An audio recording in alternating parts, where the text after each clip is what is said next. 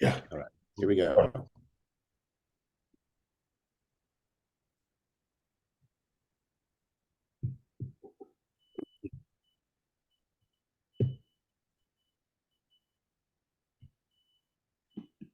Welcome, everybody. So good to see all of your smiling faces. Glad you could be here today. Hello, hello. It was quite a flurry of people coming in the room. If you would, next to your name, put your diocese. Could we not share the screen yet so that we could see people? We've been having technical difficulties here. Yeah, a little bit. All right, thanks, Pamela, for letting us know. Yeah, if you can just put your diocese next to your name in the box so we can keep track of who's here. Make sure everybody's represented. Let's see, we have Arizona, we've got some Mississippi, some Northern California. I know there's Pennsylvania there. I see Kirk and Betsy.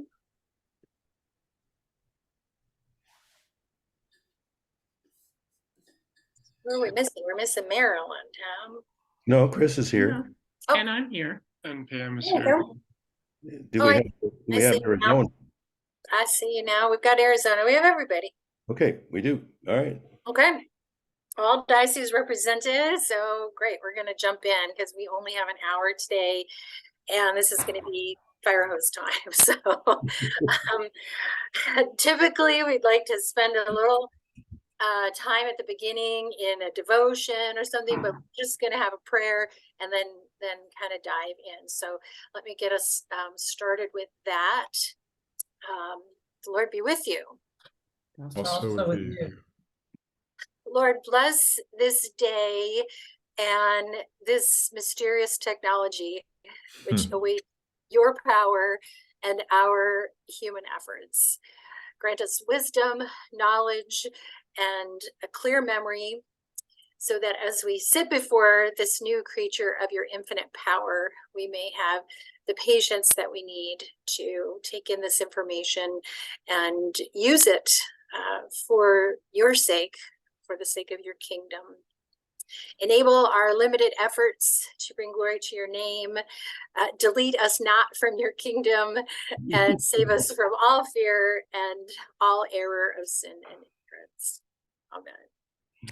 Amen. Amen. Thank you, Mary. So Ken is going to kind of take the lead with us today to talk through this first hour. Is all about MapDash. So if you are able to be logged into your MapDash account, that's a good idea right now.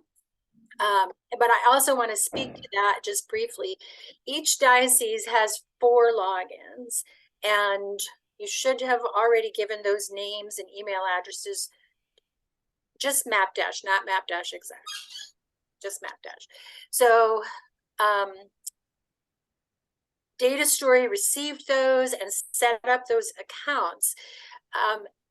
We're going to ask you not to share those since you have 4. If you set someone up with a login who isn't the right person and you need to change it, we can help you do that.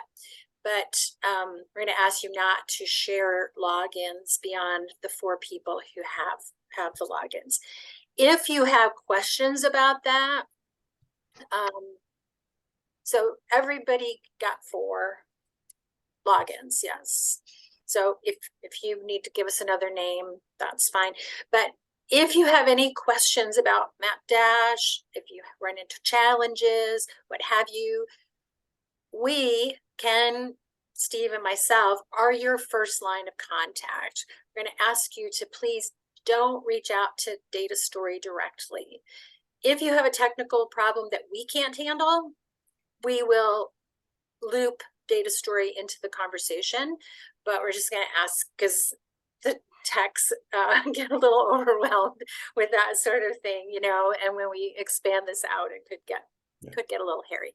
So just if you have any questions about that, please reach out to whichever one of us is assigned to your diocese. So with that, Ken, I'm going to turn it over to you. All righty. So let me start by clarifying something.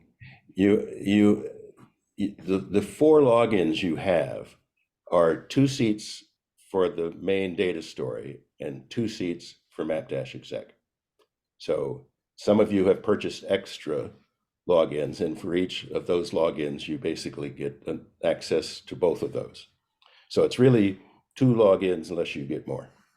So sorry, we've been running around trying to deal with technical problems all morning. So, no, we are at Episcopal Parish Network gathering in Jacksonville, so we all just like stepped away from that to be with you today.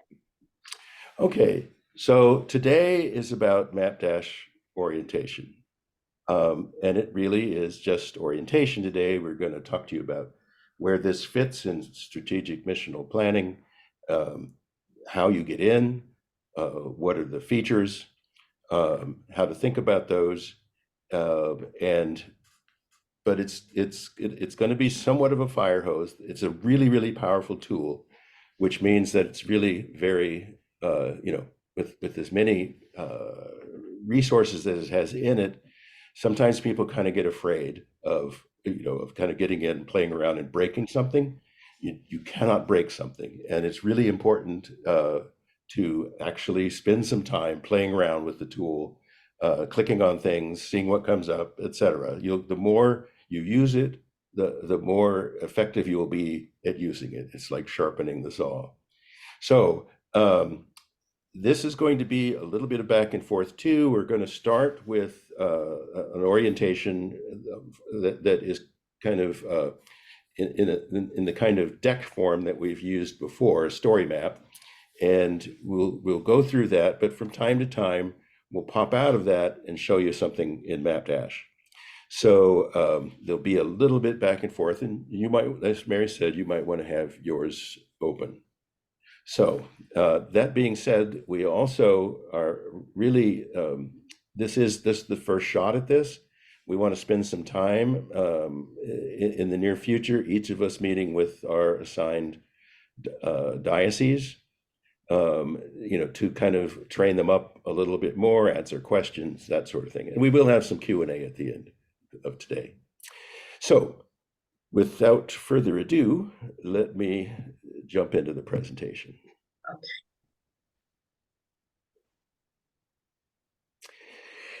So the purpose of today's orientation session is to familiarize you with the functions and features of 2 tools that we're going to be using.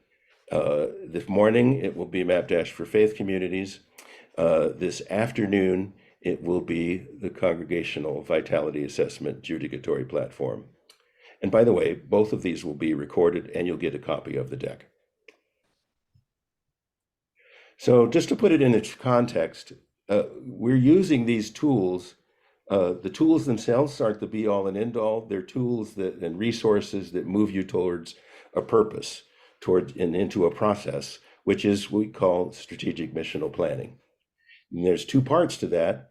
The first part is missional assessment, which we're going to spend most of our time today with this one here, strengths and weaknesses, this afternoon, and opportunities and challenges this morning.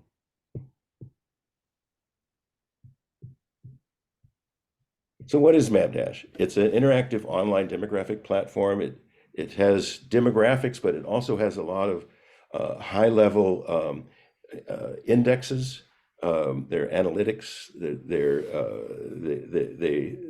They run on a formula that takes information from either the community or from your parochial reports and turns them into something useful. Plus, there's also missional opportunity indexes, which tell you where the good soil is or where the easy soil is to do church planting or redevelopment, and which ones you're going to have to figure out new ways of doing things. So there's literally thousands of maps that you can get at with this. We're going to be showing you just a few of those, but feel free to play around and look for things. Again, I mentioned go boldly and playfully explore and experiment with this. And we'd ask you as we go through this to write down questions that you have in the chat, or if they're more extensive, send them to info@faithx.net. So when you turn on MapDash, there's a little instructional screen. And this will come up every time that you log in until you click down here and say, stop showing me this. So, and it shows you where the different tools are. You'll see in MapDash that you have this menu over here, which is the main menu, in which there are maybe about 10 or 12 different map layers people typically use. But there are also over here where you see this stack of files, there's extra map layers that you can get at here. There's first one that's called favorites, which has the most used map layers. But then there are things like population related maps, community related maps, school related maps, planning related maps, all kinds of different maps organized by category. And in terms of getting around, if you're going to look at your congregation or a particular area, you write it down in this little place here. And if you want to develop a report, if you want to print out a report on a congregation and examine the interactive NIR, the neighborhood insight report, you would click on here and it'll bring up something. We'll get into this in more detail. I'm just trying to give you the 30,000 foot view. So then there's areas that you can use for printing. There's some tools that you can use, and then there's a menu, a legend right here. So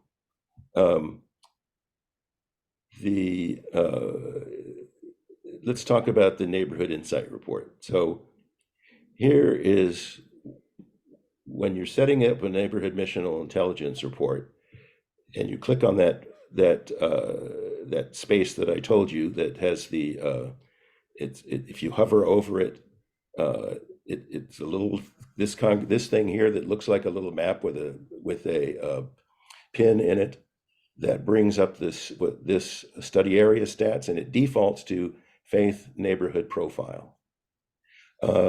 And you either put in the name of the congregation, or if it doesn't recognize the name, you put in the address. Then you determine which drive times you want to use. We usually suggest starting with 5 and 15, 5 being the ministry area, we call it, where you have the most influence and thus the most responsibility. And the 15-minute drive time we use as a starting point from looking at where your membership will come from. So when you collect all that, it will show you 2 different areas. It'll show you the outline of the 5-minute drive time, and over here it'll show you the 15-minute drive time. Then you click Create Report. And so this actually shows you can actually hover over these, and you'll get it'll highlight the report that you're looking at. It's highlighting here the 15-minute drive time, and if you hover over this part of the map here, or the 5-minute thing over here, 5-minute drive time over here, it will highlight it also. So it's kind of a point and click kind of thing, or point and hover. So this is the missional area, the ministry area. This is the area which you have the least competition from other Episcopal churches. And so you also have the most influence, and you also have the most responsibility. So what you want to do when you open this up we suggest that you start by looking at the 15-minute drive time. And you begin to look at areas that drive missional opportunity. So you can see here that you've got diversity that is higher than the national average and increasing. That's good because it means that new people and new population groups are moving into your area. You have a really good balance of ages, because if you only had boomers, you're going to be in trouble in about 10 years when the boomers meet their maker, including me, probably. But if you only had millennials, then you don't have any resources now. It also shows you the lifestyle segments with which you'd have the greatest impact from. So it tells you the percentage of each of these. We usually will take the top 2 or 3, enough to get to at least 50% of the congregation, and then go from there. So you'll notice these areas in red. These are areas of challenge, challenges in your neighborhood. So here you see population growth declining. You have household income under the national average, net worth far below the national average, and so on.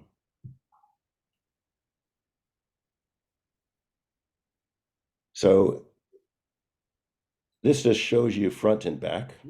Here's what the front looks like. But if you flip it over, you see the other side of the 15-minute drive time. So usually on this page, you'll see a lot of where the challenges are, but some opportunities as well. So for example, an opportunity here is 61% of the people in the excuse me, in the 15-minute drive time in the membership area are religiously unaffiliated. So that's a big opportunity. In terms of challenges, you have a high crime index, you have high employment, you have high rent burden, and a high number of people in excuse me, a high number of renters. When you put all of those things together, along with a somewhat high mortgage burden, that tells you that you have a really high likelihood of homelessness. By the end of this year, we are going to actually have an analytic in here that combines those and gives you a score called the Homelessness Vulnerability Index.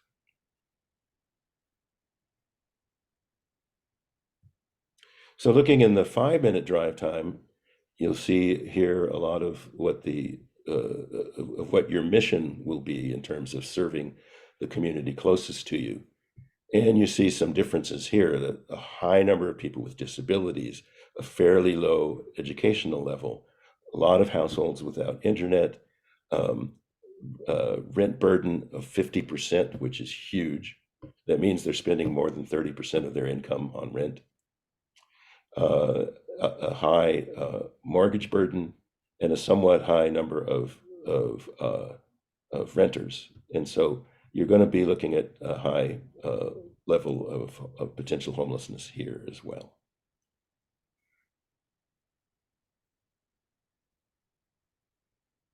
So what you want to do is then look at your membership and missional areas.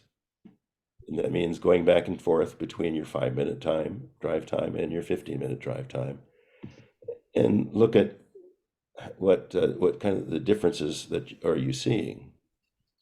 So you actually have a much higher crime rate in the 5-minute drive time. You have more people with disabilities, etc. So then the other thing that you want to do in terms of looking at the similarities and differences is you want to jump into the lifestyle segments. Now, when you click on this over here, that I told you was the lifestyle segments, You click on this, you click on one of the colors, one of the colored bars, and it brings you up a overview of the segments that live in your neighborhood. So this one we chose just to look at bright young professionals, which makes up 10% of the population. So you see a little summary over here, but what you want to do after you look at that is you want to click here where it says learn more. And when you click on learn more, you get what we call a missional context report. And this is key information on potential members and neighborhoods that you serve. It looks at communication and technology, education, hospitality, leadership related issues, midweek availability, neighborhood issues, outreach, stewardship, et cetera, et cetera. And it's a one pager, and it provides you with all of those things on one page. So it's kind of shorthand for what your opportunities and challenges are with this particular group. So what you want to do after you've done that is you want to look more granularly at some of these issues. So if you click over here on median age, it'll pull up an age by sex pyramid. And these over on the left are males, these over on the right are females, and these red marks down the side are the county that congregation is located within. So it gives you a comparison about where you're above average in terms of ages by sex and when you're below. You'll notice here, there's a lot of females and males of college age, but yet you drop below 20 years of age and you're below the average. There's probably a community college in this area.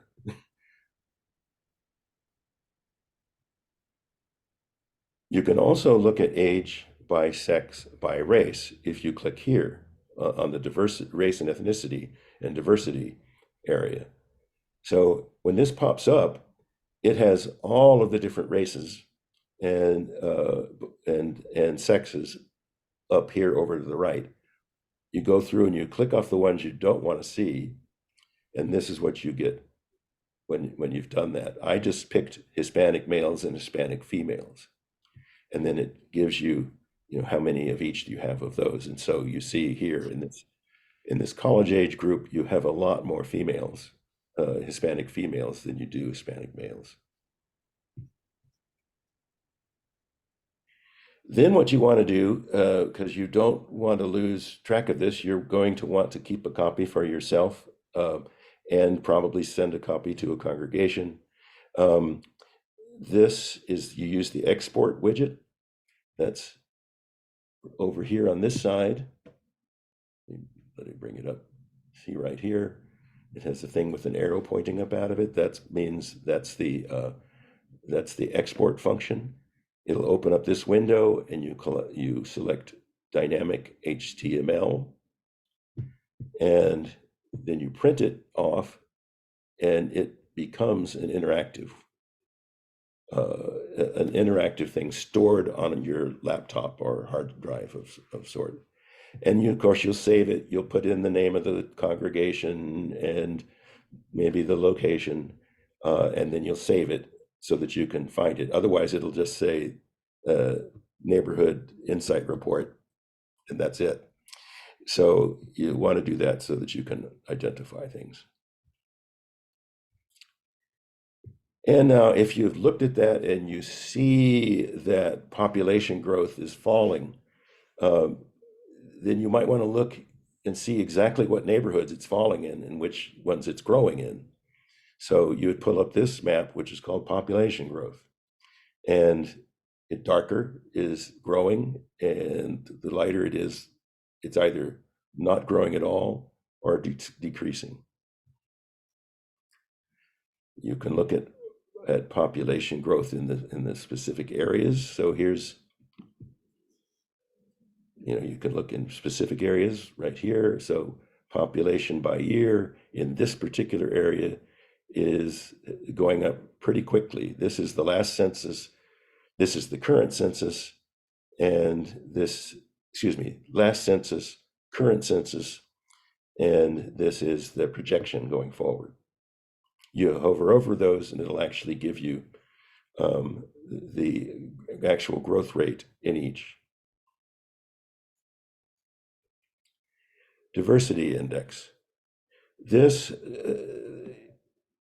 to explain this, what I will say is this gives you an idea of the diversity in the various neighborhoods. The diversity index is a algorithm that calculates the possibility, if you were to pick two people at random from this neighborhood, what would be the chance that they would be of different race, ethnicity, or language. And so here you see we've picked up this one and we've looked and we've got this percentage of Hispanic population. This would be this would be African Americans. This would be white. But sometimes you'll see it flip the other way. So you'll be able to look, and if you see this side of the pie chart being more than half of the pie, you know you're in a majority minority neighborhood.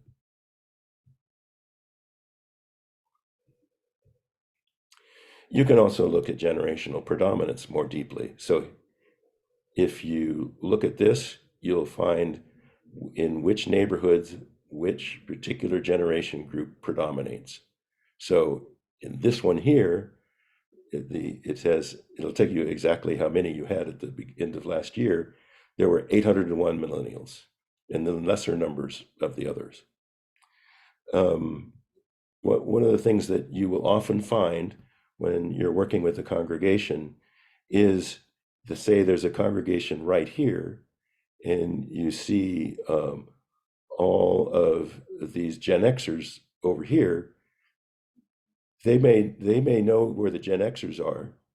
They may know where the where the boomers are, probably even more likely, because more of them are likely to be boomers in a lot of congregations. But they may not even be aware that you have a high population of millennials right over here. So we've actually had congregations where the senior warden looked at this and said, "Holy crap, we've got 1,000 millennials across the street from the church," and then asks, "Why don't we see them?" Which is the question you want to be asking. And then you remember we were talking about those lifestyle segments. You can also find out where they are located. So you can target, if you find one of these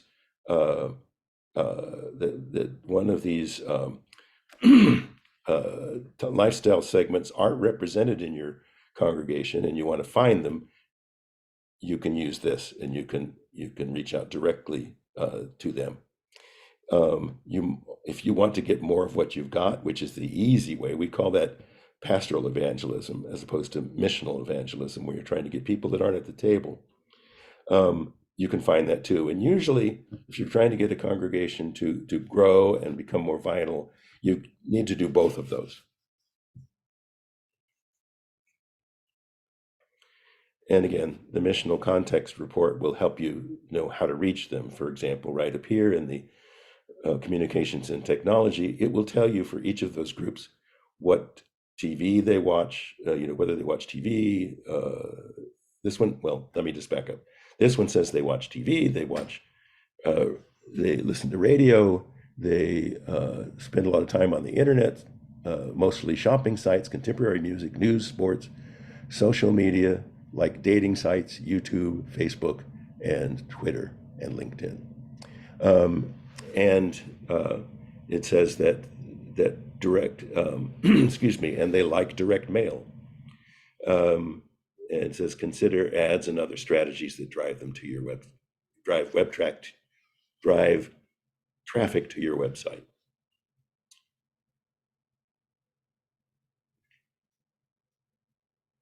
So some of the other features that when we meet with you all individually, we'll walk you through.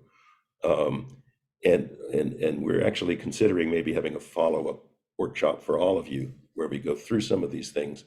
There are analytic features like missional opportunity index, which shows you where the most missional opportunity is, where the least missional opportunity is. This is this is Western Maryland, up in the hill country, and where it's kind of moderate in between. Oh, and one of the things that you find out here is that you begin to see these areas where there are, high concentrations of new, new people, new population, high diversity, et cetera, and they're usually along new highways or freeways or whatever, new transportation routes. So new communities will be popping up. So you will be able to give congregations access to their own neighborhood insights reports. You'll be able to look at the Congregational Vitality Index for like the whole diocese. You see some are green in green areas, some are red in green areas. So when you see one that's red in a green area, that means they've got a lot of improvement that they could be doing. If you see a green one in a red area, that means the diocese needs to be thinking of, do you really need visibility? You need a presence in that community? And if so, how are you going to support that congregation? Because in that community, ultimately, they won't be able to support themselves fully. Then there's congregational sustainability, which kind of analyzes the area around the congregation and tells you how sustainable they are in that community. And this is typical. You see how the Vitality Index has a lot of red, and the Sustainability Index has a lot of green. This is very typical.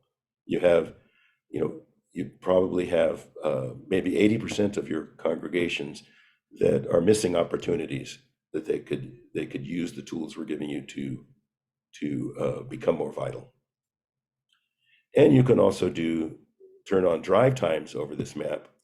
And what you end up finding is you look at these are the 15-minute drive times, the membership areas of all these different congregations, and you look for holes. And so in Maryland, we found this big, huge hole with a green spot right in the middle of it. It's called Urbana. And about 3 or 4 years ago, I went into the canon to the ordinary of Maryland, showed him this map. He said, "Holy crap, we need a church there." He took it into to Bishop Sutton, who didn't say "Holy crap," but we need a church there. And he took it to the next unannounced to the next the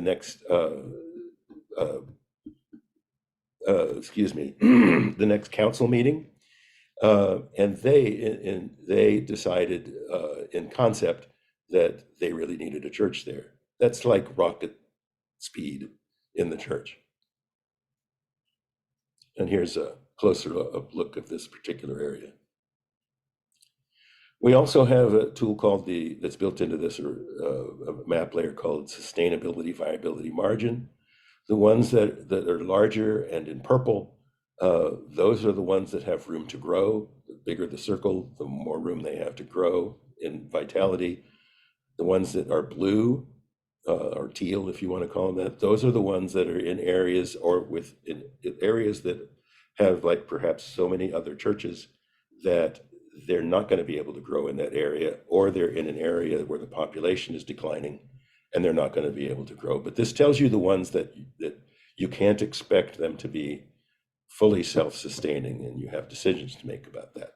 It never means, these red areas never mean that you don't do ministry there, but it does mean a typical congregation that we're used to won't work there. You have to do something more experimental and creative. I'm going to just mention this by title. This is another way of looking at your area of highest influence and how many people that you're going to be fighting for with other Episcopal congregations, and you can see that when you're getting into the Baltimore right here, the areas, areas of most influence, the ministry areas become very, very small, but they're more highly populated. So then the other thing that you're getting is called MapDash Express. And this basically focuses on those four analytics that I was talking about. And the cool thing about this is that you can actually click on one of these communities or click on two of these communities or three or four, and it will show you what happens in terms of sustainability and viability if you were to merge those.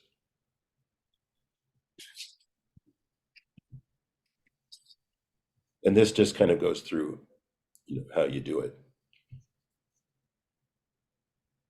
So I'm going to stop now, and we'll answer your questions and perhaps show you some things in a live MapDash.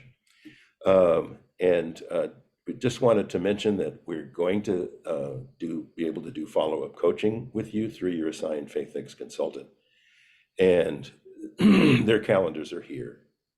So you don't have to call us and have a discussion about comparing calendars. You can just actually go and book us. So I'm going to close the map for a minute, or close the story map for a minute so that we can have some discussion, but I may open it up again to show you things. So stop share. I see that there's at least 15 comments, so there's probably a lot of questions. Fire hose off. And yeah, time for questions, thoughts. Where can we clear up confusions for you? Well, this is Pam, the one who doesn't have the video on. I have a pretty basic question. I logged into one of our MapDash accounts and am trying to put in an address and doing the drive times, the two different drive times, and I'm only seeing the smaller one. I guess it's the missional area that you're calling it, but not the other. It doesn't show. And it shows at page 1, page 2 with an arrow, but both. How do I see the second drive time? Okay, this is probably a good idea to show you. Yeah, exactly. exactly. So let me pull up MapDash, and somebody want to give me the name of a congregation or the address?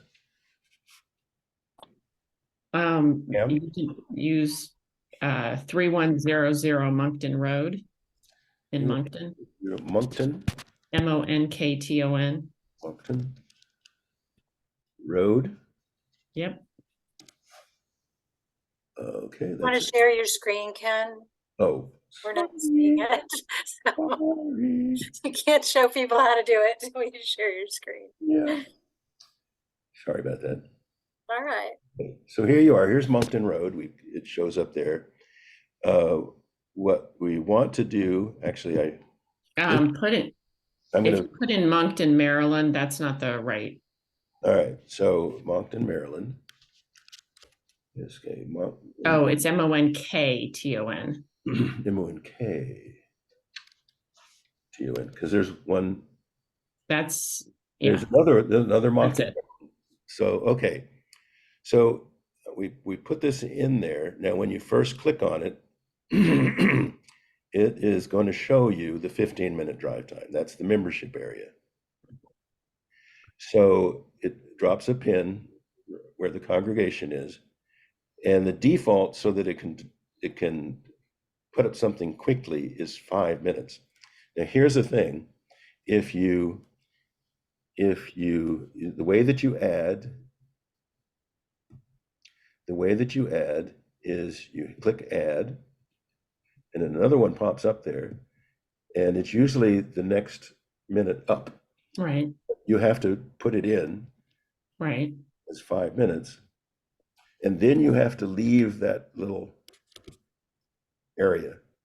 That's stymied me at first, also because it won't actually. It'll generate this. It'll generate a 15-minute and a 16-minute, and you won't be able to tell them apart if you haven't left this little box. So that may be what's happening. Okay. So because when you do a 15 and a 16-minute, it's almost they're so close you can't tell them apart. So then you click create report, and let me make it as big as possible. And then here's what you get. You have here's Moncton. Right. It's at 5 minutes right now. Ah. And Oh. you can change this because this is on a small laptop. It's not separating these too far enough.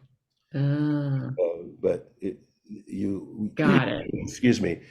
This one to the right is the 5 minute. Is the way that you change the drive time. Actually, Ken, if you do fit screen, the width, Oh yes, you're right. it'll separate them enough that you can You are get back to that.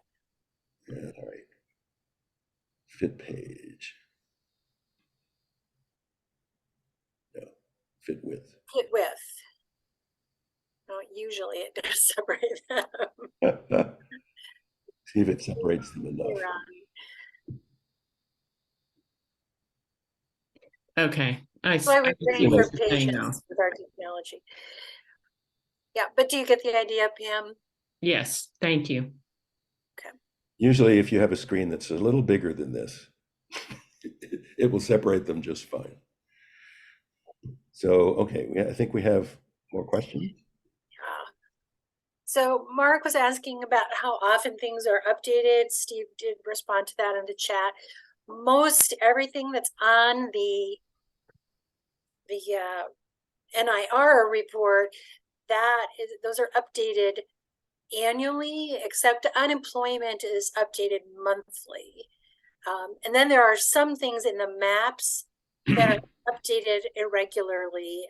It just depends, like you can get traffic counts for a particular intersection, but that's only updated as often as the municipality does it. So that may not be on an annual basis. Right. But everything that's over here is updated annually. And everything that's here in favorites is updated annually. And you'll just want to spend some time clicking through all those different maps on the right side in that drop down, because there's thousands of them. Yeah, if you go under all data, you'll find amazing resources. And sometimes your municipality has done some studies with Esri. And so you'll find some things that are specific to your area that are not, especially if you are in a geographically dense area. So there's just a gold mine here. Yeah. So and there's a question about missional evangelism and pastoral evangelism. Sure. And yeah, but do that first, Ken, because we're right there. Yeah. About that. So if you click on here, what is showing by default is stuff that's been curated by MapDash. Excuse me, by Data Story and us. So anything that's in MapDash, that's MapDash data is updated at least annually. So you can also go to my organization, all MapDash data, but you can also go to ArcGIS online, and that has every map that has ever been invented or ever been produced using the ArcGIS system. That's a kind of GIS, geographic information system. So you may be able to find like a homeless report on your specific city or county.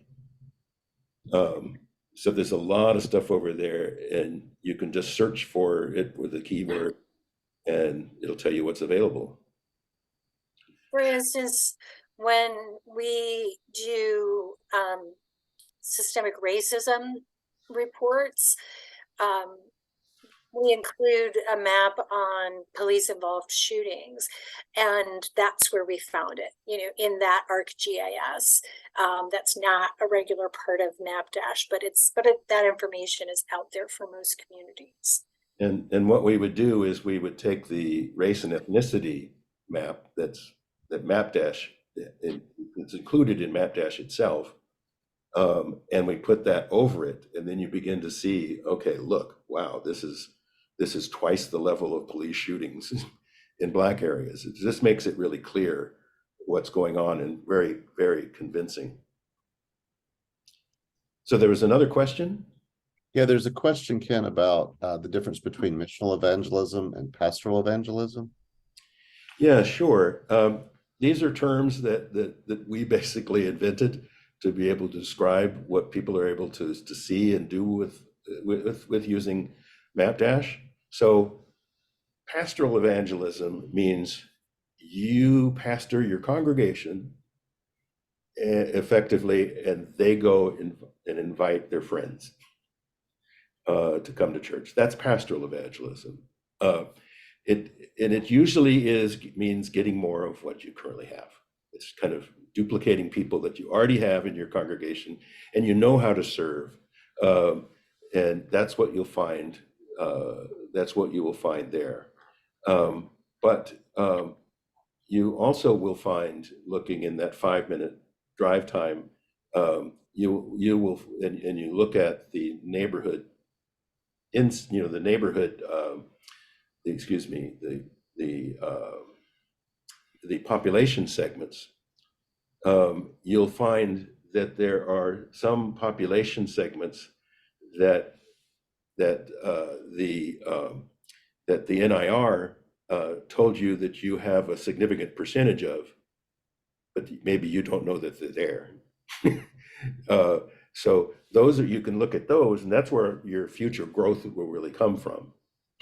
That's people who have maybe, if you've been there 10 years, that you'll maybe be finding people who've moved in the last 10 years before you were new. Before, after you came in and got used to the neighborhood, it's changed. So that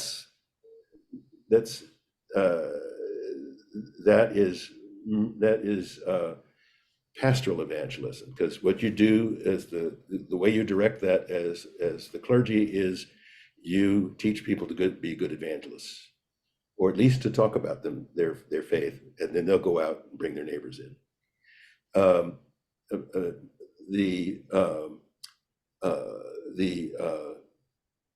Missional evangelism is finding out the people who aren't currently at the table and reaching out to them. It's harder, but that's where your future is. You're going to get your most growth and your most effectiveness as a congregation if you reflect your community. Because if you don't reflect your community, you can't be vital. So, Julie, go ahead, Steve. I was going to say, Julie, I see your questions about what happens in situations where communities are changed nearly overnight by things like wildfire. And, sometimes it takes the data a while to catch up with that and to notice trends. But I think this is where your experience on the ground comes in really handy. Mm-hmm. So that's part of what this is about, is that we can provide data. We can maybe look at other communities that have had similar experiences. We can maybe find some data points on that. But taking the experience and the knowledge of what's happening on the ground is why the consulting part is so important, and putting you in conversation with people who have been in those kind of situations. I mean, to think about what we're doing here as the three-legged stool, right? So the data is one piece of it. The congregational vitality assessment, which is what congregations think of themselves, the internal perspective, that's the other stool, leg of the stool. And then the third one is that on the ground, the relationships, the conversations, the learning, because no one piece will tell the whole story. We have to have all three parts of that in order to understand what's going on. And one of the things that will ultimately show you how to do, which will be very helpful to you, is to actually take your membership list or the congregation's membership list and drag it onto the map and see where they live compared to the people you're trying to reach. So that will be a real useful thing. We just can't show you everything in an hour. No, we can't. There are also some really good environmental layers that can show places like fire likelihood. All like there are places that can show potential hotspots just in terms of just knowing how to plan. Mhm. Yeah, that environmental tab of maps and then the crisis tab of maps are both, yes, Julie, that's challenging for sure, are helpful in those areas. Yeah. So has everyone Serena has a gone question. into your own MapDash and pulled up NIR report, a neighborhood insight report? Has everyone done that while we're talking? If you have access to it right now, give it a try. Just click to your other screen and find that little icon that when you hover over it, it says study area stats. And click on that and go through the steps. Just make sure you know how to do it. Now, Serena has a question. Hi, thanks. My question, I'm sure kind of when I can get in and play with the tool a little bit more, I'll maybe answer my own question, but I thought I would ask just in case. So we're in Arizona, and some of our more rural congregations, and even not super rural, are very spread out because of the lovely desert. So there are just like quote unquote uninhabitable places of our state. Mhm. So does the tool take that into account when it shows kind of like population growth or density or kind of in that aspect? Because we have some churches that are like literally in the middle of nowhere, and it takes 5 hours of driving kind of in nothingness for two of them to kind of get to these little pocket communities. So It totally does. okay. It knows where the national parks are and where the Okay, great. deserts I are, figured, but I where just the suburbs are. It knows all of that. It's pretty amazing. okay, awesome. So I just wanted to make sure that it doesn't discount these rural communities because they're not in a city zone. Because I just wanted to make sure, because we just have quite a few of what we call God's country churches kind of living on the edges of our state. And so, okay, right. awesome. And so for you, like for that, it might not make sense to do a 5 and a 15. It Yeah. might just be like just a 15 tells the whole story, Mhm. because otherwise you'd have to do 3 hours, you know? Yeah. So you can play with that and see what makes the most sense. When you put in those times as Ken showed you, and then the map comes up, you can see what's the 5-minute time, what's the 10, and what's the 15. Okay. And you'll see how it'll follow the roads, there's rivers, there's parks, there's things like that that Right. it'll kind of work around. And that's why you can play with the numbers and customize it to what makes the most sense for Okay. any location. Yeah. Thank you. And one other thing that you can do with that is that it still seems to in most cases we find that most people from a congregation will still come from within 15 minutes. Yeah. But a lot of people in the other 30%, will come from a long ways. It's Right. that differs, and maybe what you need to do sometimes is say, well, the Episcopal Church tends to draw about 2.5% of the congregation, of the population, and so you might, for example, have to do like 15 minutes and see how many people that Right. goes down to, and then go out 20, go out 30. And then if it says Right. that you can't reach a reasonable size until you get to 60 minutes, that's a whole different outreach strategy. Right.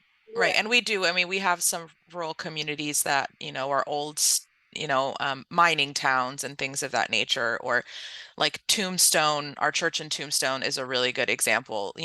Tombstone itself is a tiny little tight-knit community, and then there's kind of these satellite communities that kind of surround them in these little pockets that rely on Tombstone as its city center, but then rely on Tucson as its actual city center.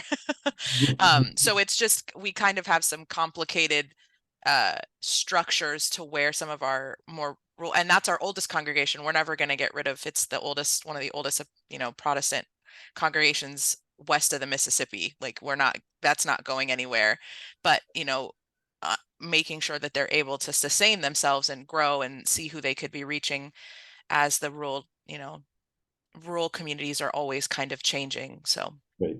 We talk a lot about finding the margin for mission. mm-hmm. And what that really means is that, if you're in the area that we mark out as red on the map, where it's harder to have a typical congregation, that means you have to be creative, and kind of strip down what you do in terms of, and do stuff in creative and different ways, with a smaller staff, with maybe a different building or whatever. Mm-hmm. Then you also have to think of sustainability as being within a system, and there's some areas, as you hinted at, that you can't afford not to have a church there. Mm-hmm. And so where some dioceses kind of get caught in their thinking is they think that the congregation has to be self-supporting. Right. And in some ways it isn't. And so you begin to look at, where are the big churches who have some more wealth, whatever, and how do you pull people together and make sister congregations, or whatever kind of approach that you want to do to find the margin for them to be a mission in that area. So Awesome. Thank you. our time is up for this particular session. Oh, there's somebody's alarm going off. So yes, our time is up. If you have, you're going to have further questions. I'm not going to say if. When you have further questions, please reach out to the consultant who's assigned to your area, and we can go over more of this with you and go more in depth and coach you through it, because that's what we're here for. So take an hour now, grab your lunch, play with this, whatever you'd like to do. And then we're going to be back with you on another Zoom to talk about the congregational vitality assessment. So we'll see you in an hour. Thanks for your attention. Bye, everybody.